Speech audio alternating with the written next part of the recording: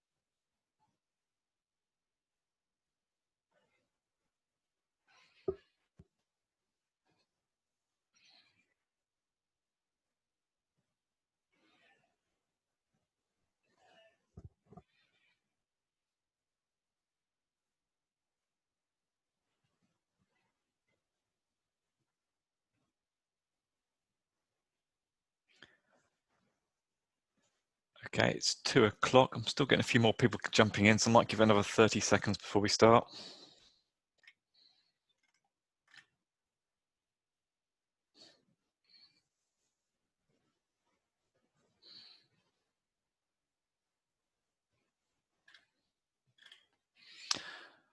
Right, I'll call that a day. Thank you, everyone, for joining us on session 7 on our fortnightly catch-up. The agenda for today, we're going to recap the release schedule, talk a bit about the user load test on Thursday, a bit on the release status, a couple of issues arising, and then finish off with your responsibilities. It should be quite a shortish one today. Haven't got any startling new news, not a huge amount to go through. That will mean we'll have a little bit of time at the end for Q&A if anyone wants to stay on. So on the release schedule, similar slides to previous ones, we'll skip over the first few. The test system, the early release went out there in May, and the current release we're working on is the one released on the 1st of June, which is on Symposium for locally hosted customers. That's what you should be testing with. If you're testing with a version before the 1st of June, you are very out of date. All the managed service systems are on that release, and we are now in that final month of business process testing. For anyone locally hosted, it did include an update to the client connection manager, so make sure that is updated. There are no plans to update that again. So what's next is the live release, which is due on the 22nd of June. So we'll put that on Symposium for locally hosted customers so you can download and either upgrade your system yourselves or get our staff to do that. Don't forget, if you're running that upgrade, to run the YN copy CRG. That's the process that copies your charge rate sets from Eton 6 to Street Manager 1. So you start with all your FPNs, permit charges, inspection charges all set up. You may have done that already, that's okay. But if you haven't done it, it will need to be run at some point before you go live, or before we go live with Street Manager. We will be upgrading the managed service live systems on that weekend of the 27th and 28th. And just a reminder, that's the version that must be used for live operation. As you've seen and we'll mention later, lots of issues still coming up and we're addressing those. Don't be on an old version of the software. For those of you on the managed service, we'll be upgrading also your test systems to that newer release on the week commencing the 22nd of June. That's primarily so your test and your live are on the same version. So if you have any issues with live, the first thing we can do, both you and us can jump onto test and recreate the issue there.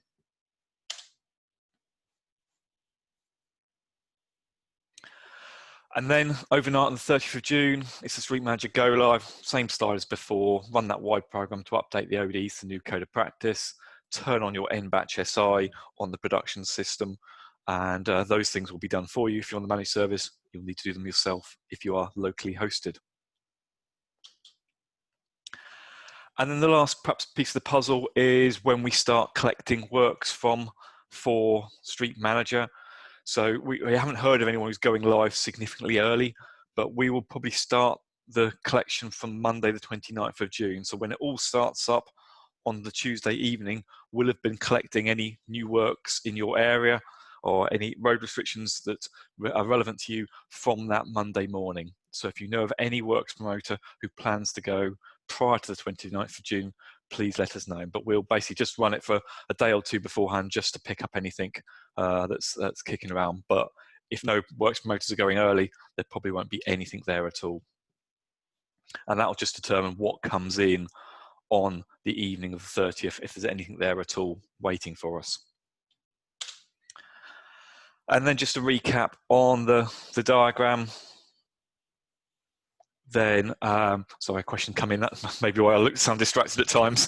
On the diagram, so we are here just in this last week before June the 22nd. We are in the final stages of testing, and we really are in the final stages because stuff that comes up now doesn't give us much chance. Only a few days left this week to try and address those. So as we get later in the week or next week, it's much more likely any issues we find will be documented as troubleshooting, how-tos, or workarounds, that sort of thing. There's very little time left. The question about on the previous slide was whether when you upgrade the production version, should you turn on the NBatch SI process straight away, or should you wait until the 30th of June? If you're locally hosted, really you can turn it on any time after the 29th of June, because the production connection manager is there, but it's not running at the moment. It's not collecting any works. And if it did collect any works at the moment, between now and go live, we will remove them all. So around this weekend, where that blue mark is there, we will clear down anything we've picked up over the last few months and start again from scratch. We're getting just clean stuff picking up that day. We're also going to perhaps this week here do a little bit of smoke testing. I'll be speaking to a couple of sites and try and arrange so we can just raise a permit in their live system and get it to come down to authority system, get that refused and cancelled, just to check the production infrastructure is all okay. And another question just came in on the NBatch SI, the daily report that's running off NBatch SI. You can start that running whenever you like, because that'll just pick up nothing at the moment because it's hard coded to look at Street Manager works only. So until you have some, it won't produce any records at the moment.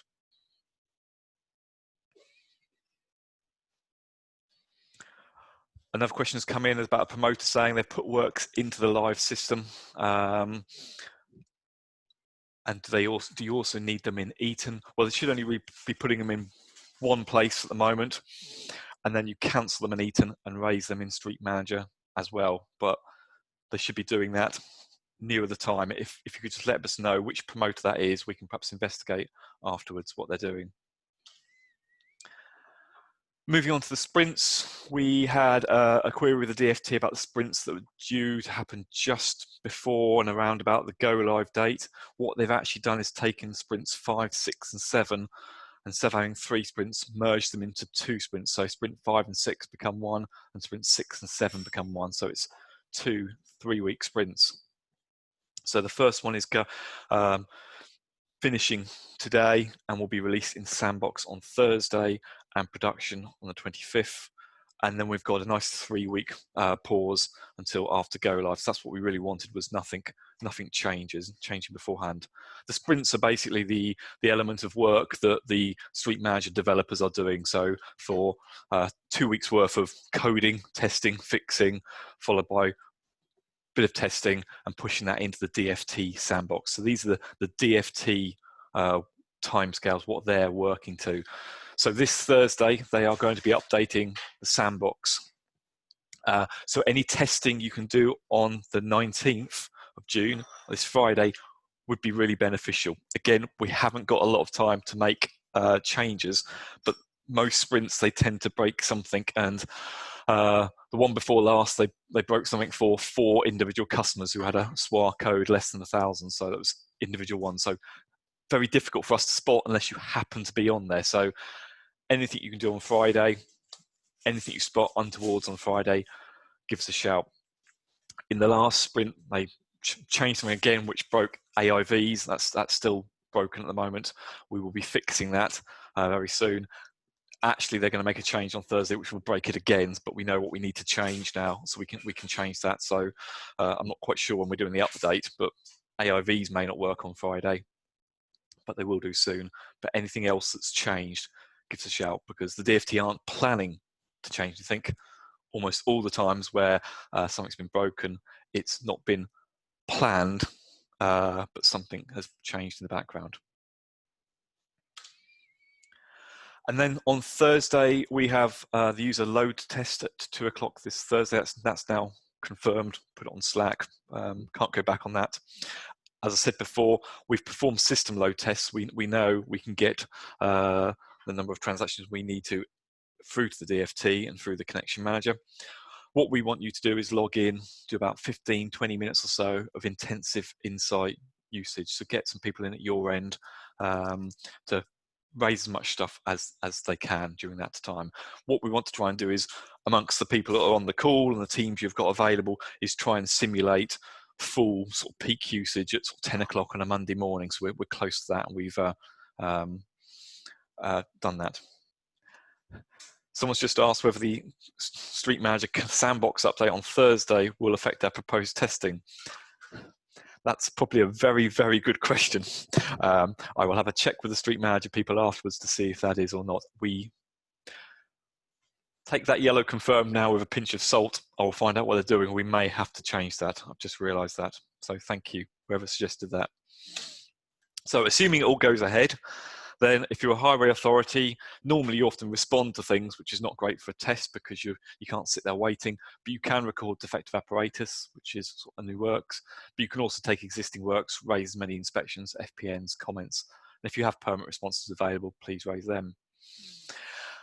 For works promoters, it's a bit easy for you. You can just go and create works, update works, do some starts, do some stops, do some comments. Check beforehand that your credentials and that work okay. Please stick to the happy path. You're not trying to break it. You're just trying to get a volume of transactions through. Just fire and forget lots of things. It's quantity, not quality. You don't particularly need to buddy up with anyone to particularly respond to transactions. Just firing transactions across to simulate load. If you are participating, then try and let your account manager know and how many people have been involved. We've had a few organisations with quite a few. It's nice to know, and then depending on the numbers we get, we can then sort of chivvy other people along if we don't think we've got enough. Afterwards, we'll check the logs and see if things have gone through okay. It is open to all, but primarily managed service users, because there's an additional bottleneck between the managed service and our own connection manager. But if you are locally hosted, feel free to chip in at the same time. Apologies for the week delay on the test, which has now coincided with the DFT update, so not ideal. In what we've done in the meantime, we've done a few internal tests. We needed to up our Azure infrastructure to handle more load. It was set up as it's the sandbox and test system. It's not production infrastructure, but we've realised we're effectively pretty close now to being a production load with everybody's batch processes running both on the managed service and locally hosted, all going in, and us checking for updates for all those customers. So we're pretty close to the level we would need to be production. So we've updated the infrastructure, adding lots more pods, so we're closer to that.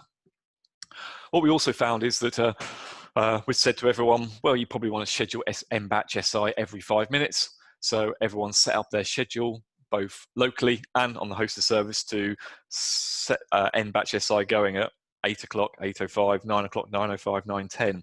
So everyone's mbatches were hitting at the same time, which was causing a few spikes in the service. So we've now spread out our mbatch SI processes, our processes, to get the updates down from Street Manager and spread them out across that period. If you are locally hosted, you might want to do the same. I think a couple of people already have. We've spread ours out around, but if the 30 locally hosted people are all going at 9 o'clock, you might be hitting a bit of a spike there. So you might want to pick a random minute between 9 and 9:05 to do that. That might just help your process run a bit quicker. We also found, and we continue to find, a few organisations that are just coming on for the first time, and Sandbox has been running potentially for a few months for them, and that they've had several hundred, or in one case over 1,000 transactions to download, which meant it was trying to download 1,000 XML files all in one go, which was causing some timeouts, not only for that customer, but for other users of the service. So we've changed that now to download a maximum of 100 at any time. It does mean if you're in a system which is really, really busy, if you get a lot coming in close succession like that, it might take a while to catch up, because NBatch will therefore only download a maximum of 100 every 5 minutes. And the next 5 minutes, it will catch up on the next 100, the next 100, and the next 100. But that helps to smooth the traffic out over time. But it may mean for some of you on really busy systems, you might have to wait more than sort of 5-10 minutes for a transaction. We've also found a number of test systems have been set up with ODs marked as own ODs, which are not actually their own ODs. This is mostly probably test systems where previously in Eaton you'd have tagged somebody else as an own OD, so you can do transactions between you and them, pretend to be BT or pretend to be Lancashire for your own testing. You can't do that with Street Managers, already found out. And therefore you don't need to have that anymore. But also the way the Street Manager call, the Embed SI is calling to get transactions. A number of organisations have multi-organisation systems for contractors and those who just represent multi-organisations. So we call Embed SI once per organisation. So if you have, should we say, irrelevant ODs tagged, ones that are not yours, but tagged as own ODs, it does make multiple calls. So we've tidied up a lot of the managed service systems, and we've put a few calls out to a few locally hosted customers, asking them to just be a bit more careful about what's tagged. You may get a call even after go live if we've spot that you're calling it twice, and you don't need to, because again, it just reduces the load on the servers. Moving on to the release status, hopefully you've seen the current issues log that we've been maintaining. Hopefully that's been useful, just to give you an idea of what's been raised. I don't think I've had any sort of repeat issues raised, so thank you very much for either checking that log beforehand if you've been doing that, or perhaps you've just not hit the same issue as anyone else.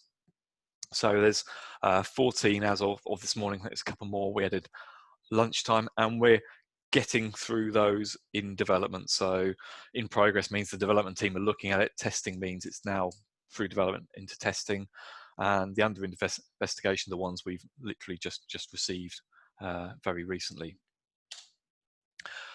Please keep testing though. As I said at the beginning, there's not a lot of time left. We hope to address most of the issues on that sheet at the moment. There might be just a couple on there where there's a fairly obvious workaround, or we don't expect to happen in reality much, but the rest of them we would hope to get resolved by the end of the week.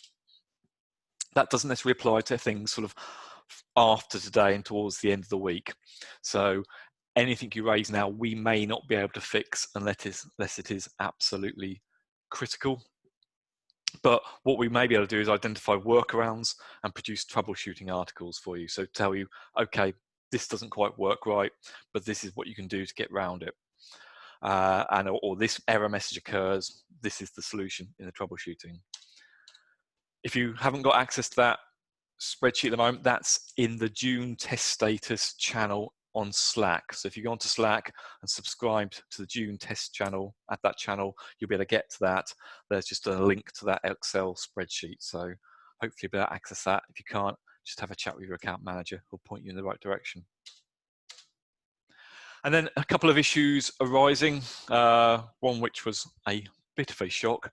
The business rules for Street Manager define how the works reference is made up. It's a 2-character SWA prefix, the 3-character work stream prefix. So between the two of them, that's the organization code and district code, the BC001, JB002, and then your promoter works reference between 1 and 19 characters.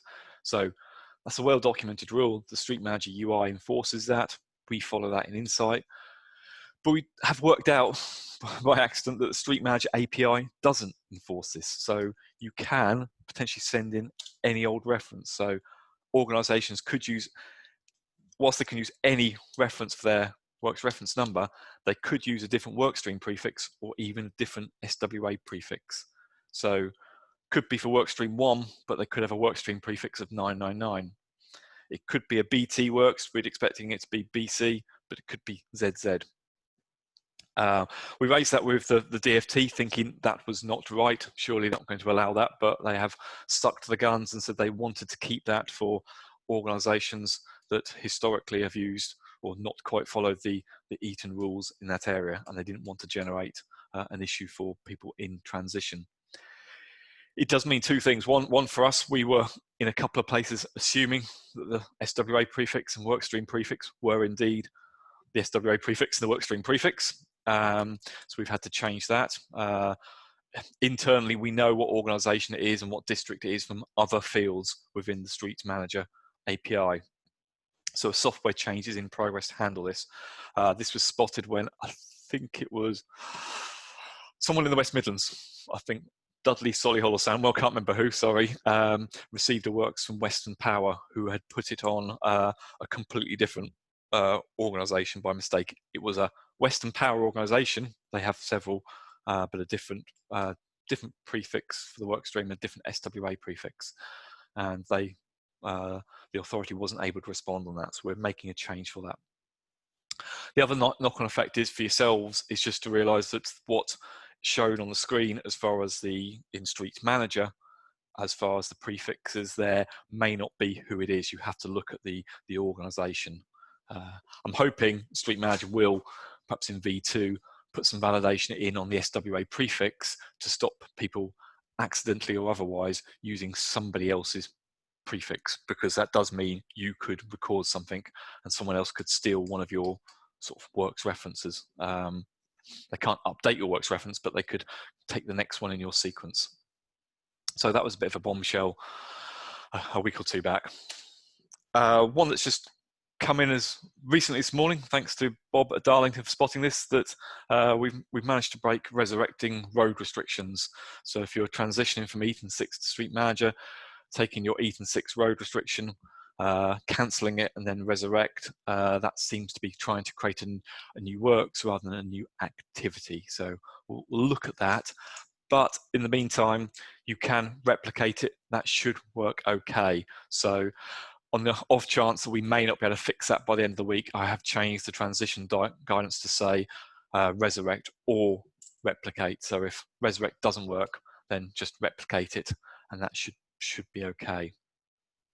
The reference that goes into Street Manager is completely different to your reference anyway. The Street Manager generates its own references for activities, and that's what the works motor will get. So the fact you're using a slightly different works reference is not a major issue, because you were always going to anyway.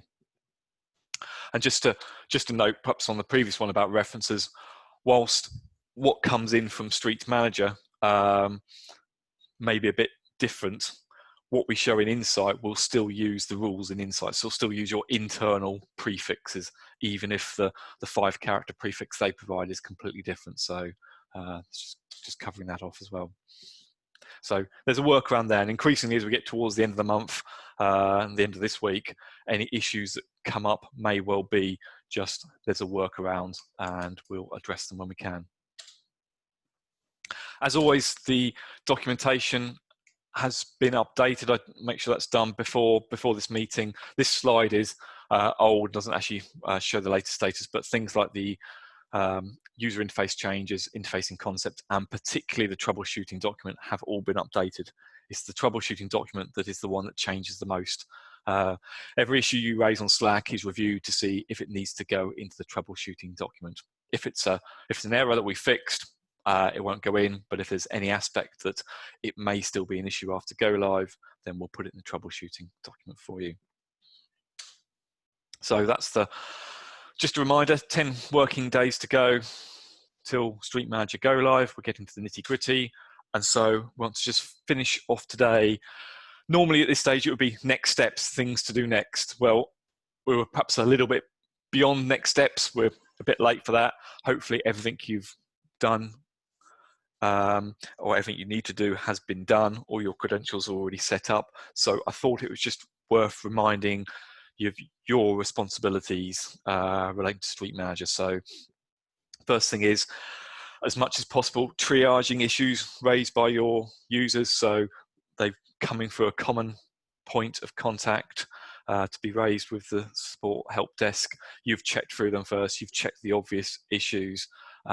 It's going to be a particularly busy time with a lot of issues.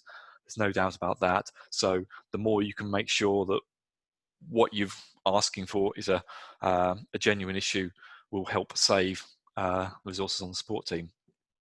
Obviously, monitor the batch interface details screen. Some of you are doing that already and getting to the habit of doing that. That's great. So if you haven't received something, go and check there first in case it's been rejected or there's errors with that. Any crystal reports you have in your system that might need updating for Street Manager, that might be an FPN report that needs a slight tweak because FPN references are different, but any other performance reports might need changing for Street Manager influences on things like response periods, that sort of thing. If you have local inspection types, things not standard Eaton ones, then that's up to you to sort of just check they are there. Not every inspection type is valid in Street Manager. So if you have an inspection type that doesn't really map out of the box to Street Manager, you may need to tweak it, or it may not be usable and you may need to create a new inspection type for Street Manager. Obviously, managing the Street Manager credentials for your user interface users. Make sure you have a few people who can get onto the user interface for business continuity. In case the DFT do something to the API or we have some connectivity issues, you can raise urgent works or you can respond to permanent responses in an emergency. Obviously, you need to look after the work stream permissions, both for our API users and your contractors. And you have to provide access to your contractors if you have them working for you. Obviously, you have responsible for transitioning your Eaton works to Street Manager, following the rules. And if there are business issues, by that I mean real sort of Street Manager legislation, code of practice issues, then the aspect of raising them with the DFT really becomes your responsibility. We've done as much as we can over the last 12, 18 months. We obviously probably want to hear about them in case there's sort of changes we need to make to the system to take account, but just straightforward, that's different in Street Manager. You'll have to raise with the DFT. I put down one example there, which is not really a system issue. It's a Street Manager sort of code of practice business rule issue. That if you receive a immediate works on a Monday morning and it gets closed straight away, you aren't able to record a permit response on that. Previously in Eaton, you could after it was closed. You may not have charged the promoter for it, but that was, as a HA, that was your decision about whether to charge or not charge. In Street Manager, you just can't do that. I know a few of you probably have some issues with that, but again, happy to talk to you about it, but that really needs raising with the DFT. We can't do anything about it. If you press grant on a closed works, it just won't accept it in Street Manager. So as far as triaging issues, then it's a case of checking the documents, particularly the troubleshooting, but also the user interface changes and interface concepts, which give you a lot of background about what's changed on the screen and why it has, and how road restrictions work, how defective apparatus works, how we download updates for contractors, those sort of things. And there's also the transition rules document, which you'll need for when you're transitioning those works. And of course, we're going to keep the Slack channel open for a while. Obviously, it's not a replacement for the support desk, so formal issues via the support desk, but feel free to keep raising questions on there. It might be a good area for you to raise questions with each other. And of course, as we mentioned at the beginning, the #June test status channel on Slack for existing issues. Between now and go live, we will decide on where we're going to publish any existing issues as they are as at go live. So I might just do another channel, something like perhaps a July release status, which gives known issues. Not to replace the support function in any way, shape or form, but just to help you with your triaging if you spot an issue that's on there already and think, I've raised that, I don't need to raise it again. You also might find on there an issue that's been raised and been addressed, and you need a program update to do it. Otherwise, that's all for today. I did manage to go on for half an hour or so, so despite me thinking it'd be a bit quick, I think I've answered all the questions that people have raised as they've gone along. So now's your chance to add a question now to the Slack, to the chat, or unmute yourself and raise a question now. I'll hold on for a few more minutes.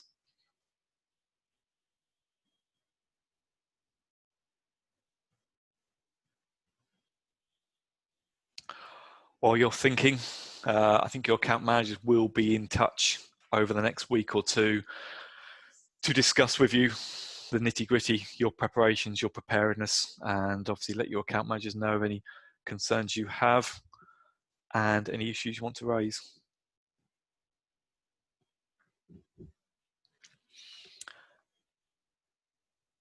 Someone's just asked on Slack if they can point them to the, I think I'm getting confused by what's written, but I think they're on the Street Manager Slack. Are you on the Symology Slack? If you're not, then just chat to your account manager who can direct you and give you an invite for that.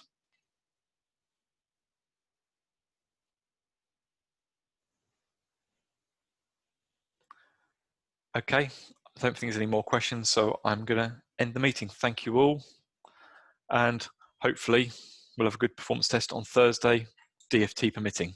Thanks very much.